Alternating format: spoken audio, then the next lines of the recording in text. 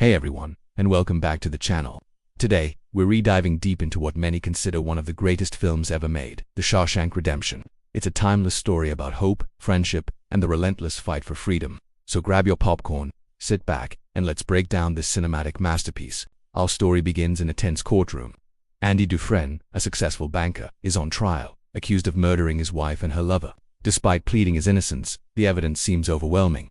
The gavel falls. The verdict is in, guilty. Andy is handed 2 life sentences at the infamous Shawshank State Prison. From the moment he arrives, Andy is thrown into a grim, unforgiving world. Shawshank is a place of violence and despair, where inmates prey on the weak. Among the prisoners is Red, a man known for his ability to get things. Red and his friends watch the new arrivals, betting on who will break first. But Andy is different, quiet, composed, and resilient. Over the years, an unlikely friendship blossoms between Andy and Red, becoming the very heart of our story. Life inside is brutal. Andy faces repeated assaults from a violent gang known as the Sisters. But a turning point comes when Andy, a man of sharp intellect, overhears a guard complaining about taxes. Using his banking skills, he offers to help. In exchange, the guards provide him with protection. This single act changes everything. Andy starts to earn the trust of the prison staff, eventually catching the attention of the corrupt warden, Samuel Norton. The warden and his officers quickly realize Andy's value. They use his financial genius to manage their accounts and, more sinisterly, to launder money from the warden's illegal schemes. While Andy is forced to work for corrupt men, he never loses his own sense of purpose. He begins a quiet campaign to bring hope to Shawshank. He writes a letter to the state government every single week, requesting funds for the prison library. After years of persistence, they finally give in. Boxes of books arrive, and Andy transforms a dusty old room into the best prison library in the state. He helps his fellow inmates earn their high school diplomas, planting seeds of hope and a chance for a better future. Just when things seem to have a routine, a new inmate named Tommy Williams arrives, bringing with him a shocking revelation. Years ago, Tommy shared a cell with a man who bragged about killing a banker. His wife and her lover, the very crime Andy was convicted of. This is the proof Andy needs to clear his name. But when he brings this information to the warden, the prison's dark secret is revealed. The warden will never let Andy go. He knows too much about the corruption to silence the truth. Tommy is brutally murdered, his death staged as an escape attempt. Andy is thrown into solitary confinement for 2 months. For the first time, his hope begins to flicker and die.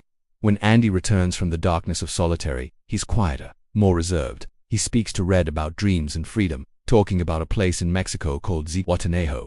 Red grows worried, fearing his friend is on the verge of giving up. But then, one morning, during the daily head count, Andy Dufresne is gone. The guards are in a panic. The warden storms into Andy's cell. Furious, he tears down a poster of Rita Hayworth on the wall, and behind it, he finds the impossible, a tunnel. For 19 years, Andy had been patiently digging through the concrete wall with a small rock hammer. He crawled through that tunnel, navigated a sewage pipe filled with unimaginable filth, and emerged into a raging thunderstorm, arms outstretched, rain washing him clean, a free man at last. But Andy's plan wasn't just about escape, it was about justice. Using a fake identity he created while laundering the warden's money, Andy withdraws every last dollar. He then mails a package of evidence detailing the warden's corruption to a local newspaper. The next morning, the headlines explode. Faced with arrest and public humiliation, the warden takes his own life.